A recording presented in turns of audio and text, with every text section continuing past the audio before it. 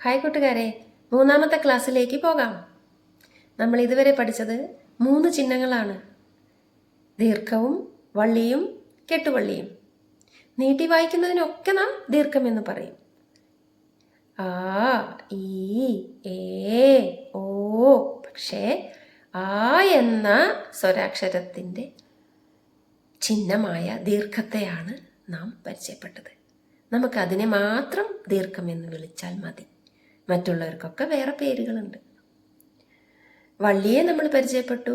അത് ഈ എന്ന സ്വരാക്ഷരത്തിന് പകരം ഉപയോഗിക്കുന്ന ചിഹ്നമാണ്. കെട്ടുവള്ളിയെ നമ്മൾ പരിചയപ്പെട്ടു. അത് ഈ എന്ന സ്വരാക്ഷരത്തിൻ്റെ പകരം ഉപയോഗിക്കുന്ന ചിഹ്നമാണ്. സ്വരാക്ഷരങ്ങൾക്ക് ആരുടെയും സഹായം വേണ്ട, അവരൊറ്റയ്ക്ക് നിൽക്കും. പക്ഷേ ചിഹ്നങ്ങൾക്കൊക്കെ കൂടെ ആള് വേണം, അക്ഷരങ്ങൾ വേണം. ഇന്നത്തെ ക്ലാസ്സിൽ നാം പരിചയപ്പെടാൻ പോകുന്നത് 2 ചിഹ്നങ്ങളാണ്. ഏട്ടനും അനുജനുമാണെന്ന് കരുതിക്കോളൂ. വള്ളിയും കെട്ടുവള്ളിയും ചേച്ചിയും അനിയത്തിയുമാണെന്ന് കരുതിക്കോളൂ. ദീർഘത്തെ കുഞ്ഞനിയനാണെന്നും കരുതിക്കോളൂ. അപ്പോൾ നമ്മൾ ഇന്ന് പഠിക്കാൻ പോകുന്നത് 2 സ്വരാക്ഷരങ്ങൾക്ക് പകരം നിൽക്കുന്ന 2 ചിഹ്നമാണ്. ഉ എന്ന സ്വരാക്ഷരത്തിൻ്റെ പകരം വരുന്ന ചിഹ്നവും ഊ എന്ന് ഉച്ചരിക്കുന്ന സ്വരാക്ഷരത്തിൻ്റെ പകരം വരുന്ന ചിഹ്നവും.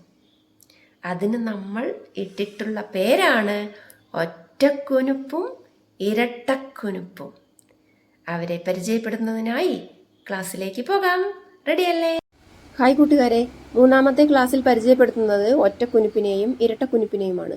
ഒറ്റക്കുനുപ്പ് ഊ എന്ന സ്വരാക്ഷരത്തിന് പകരവും ഇരട്ടക്കുനുപ്പ് ഊ എന്ന സ്വരാക്ഷരത്തിന് പകരവും നാം ഉപയോഗിക്കുന്നു. ഒറ്റക്കുനുപ്പ് ഉപയോഗിച്ചുകൊണ്ട് നാം എഴുതുന്ന വാക്കുകളിൽ ചിലത്: സുഖം, മുഖം, കുര, പുര. ഇവിടെ സു, മു, കു, പു എന്ന് വായിക്കുന്ന ഭാഗത്ത് ഊ ശബ്ദം വരുന്ന സ്ഥലത്ത് നാം ഒറ്റക്കുനുപ്പിനെ ഉപയോഗിക്കുന്നു. സുഖം, മുഖം, കുര, പുര, ഇതിലെല്ലാം ഈ കിടക്കുന്ന സംഭവമാണ് ഒറ്റക്കുനുപ്പ്. ഇവിടെ നോക്കൂ, സൂചി, മൂക്ക്, പൂള. ഇവിടെ നമ്മൾ നീട്ടി ദീർഘമായി ഉപയോഗിക്കുന്ന ഈ ചിഹ്നം, ഊ എന്ന സ്വരാക്ഷരത്തിൻ്റെ ചിഹ്നം ആണ് ഇരട്ടക്കുനുപ്പ്. ചില ഭാഗത്ത് ഇതിന് കെട്ടുകുനുപ്പ് എന്നും പറയപ്പെടുന്നു. നമുക്കിവിടെ ഇരട്ടക്കുനുപ്പ് എന്ന് പഠിക്കാം. സൂചി, മൂക്ക്, പൂള ഈ വാക്കുകളിൽ ഊ ശബ്ദം വരുന്നിടത്ത് നാം ഇരട്ടക്കുനുപ്പ് ഉപയോഗിക്കുന്നു. ഈ വാക്കുകളൊന്നും നിങ്ങൾ പഠിക്കണ്ട, നിങ്ങളിത് മനസ്സിലാക്കിയാൽ മതിയാകും. എവിടെയാണ് ഈ ചിഹ്നങ്ങൾ വരുന്നതെന്ന് മനസ്സിലാക്കിയാൽ മാത്രം മതിയാകും. ചിലർ ഒറ്റക്കുനുപ്പിനെ ഇങ്ങനെ ഒരു വര വരച്ച് ഇങ്ങനെ എഴുതും, ഇരട്ടക്കുനുപ്പിനെ ഇങ്ങനെ ഒരു വര വരച്ച് ഇങ്ങനെ എഴുതും. ഇതൊക്കെ തെറ്റാണ്. ഇങ്ങനെ തന്നെ എഴുതി പഠിക്കണേ. കോപ്പിയുടെ 3-ാമത്തെ പേജിൽ ഒറ്റക്കുനുപ്പും ഇരട്ടക്കുനുപ്പും നിറച്ച് എഴുതി പഠിക്കണം.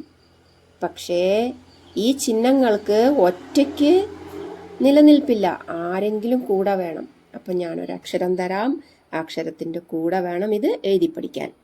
ഒറ്റക്കുനുപ്പും ഇരട്ടക്കുനുപ്പും എങ്ങനെയാണ് എഴുതുന്നതെന്ന് പരിചയപ്പെടുത്തി തരാം. ഇങ്ങനെ കുറച്ച് വളഞ്ഞ് ഇങ്ങനെ മുറുക്കി കൊടുത്താൽ നമുക്ക് ഒറ്റക്കുനുപ്പായി. മുകളിൽ നിന്നും കുറച്ച് വളഞ്ഞു വന്ന് ഒരു മുറുക്കം കഴിഞ്ഞ് 2-ാമത്തെ മുറുക്കം ഇങ്ങനെ വന്ന് ചുറ്റി ഇവിടെ വന്ന് അവസാനിക്കും. ഇതാണ് ഇരട്ടക്കുനുപ്പ്. ഒന്നും കൂടി, ഒറ്റക്കുനുപ്പ്, ഇരട്ടക്കുനുപ്പ്. ഇങ്ങനെ തന്നെ എഴുതി പഠിക്കണേ, ന എന്ന അക്ഷരത്തിൻ്റെ കൂടെ. അപ്പോൾ നമ്മളിതിൻ്റെ മുന്നിൽ നാട്ട് കൊടുക്കണം.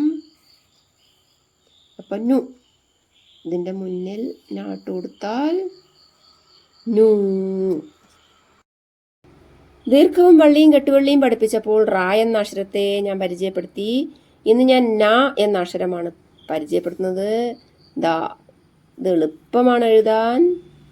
റാ എഴുതുക, റായിൻ്റെ കൂടെ ഒരു റാ കൂടെ എഴുതുക. അപ്പം ഇതൊരക്ഷരമായി. ഇപ്പോൾ ന. ആന എന്നൊക്കെ കേട്ടിട്ടില്ലേ, പന എന്നൊക്കെ കേട്ടിട്ടില്ലേ, അതിലൊക്കെ നമ്മൾ ഉപയോഗിക്കുന്ന അക്ഷരമാണ് ന. നായിൻ്റെ കൂടെയാണ് ഒറ്റക്കുനുപ്പും ഇരട്ടക്കുനുപ്പും നിങ്ങൾ എഴുതി പഠിക്കേണ്ടത്. അപ്പം 3-ാമത്തെ പേജിൽ നിങ്ങൾ എന്തെഴുതി പഠിക്കും? നു നു നു നു നു നു നു നു. അങ്ങനെ പറഞ്ഞു പറഞ്ഞ് ആ പേജ് ഫുള്ള് എഴുതണേ. നിങ്ങളുടെ കോപ്പിയുടെ ഒന്നാമത്തെ പേജിൽ ദീർഘം നിങ്ങൾ എഴുതി കഴിഞ്ഞു. ആ പേജ് മുഴുവൻ നിങ്ങൾ എഴുതി വെച്ചിട്ടുള്ളത് റാ റാ റാ എന്നായിരിക്കും. രണ്ടാമത്തെ പേജിൽ നിങ്ങൾ വള്ളിയെയും കെട്ടുവള്ളിയെയും റായുടെ കൂടെ എഴുതി നിറച്ചിട്ടുണ്ടാവും എന്ന് എനിക്കറിയാം. റീ റീ എന്ന് നിങ്ങൾ പഠിച്ചു കഴിഞ്ഞു. ഇനി മൂന്നാമത്തെ പേജിൽ നിങ്ങൾ എഴുതി നിറയ്ക്കേണ്ടത് നു നു എന്നാവട്ടെ. ഒറ്റക്കുനുപ്പും ഇരട്ടക്കുനുപ്പും. ന ഒറ്റക്കുനുപ്പ് നു, ന ഇരട്ടക്കുനുപ്പ് നൂ, നു നൂന്ന് പറഞ്ഞ് തന്നെ എഴുതണം. അപ്പം അടുത്ത ക്ലാസ്സുമായി ഉടൻ വരുന്നതാണ്. കാത്തിരിക്കൂ.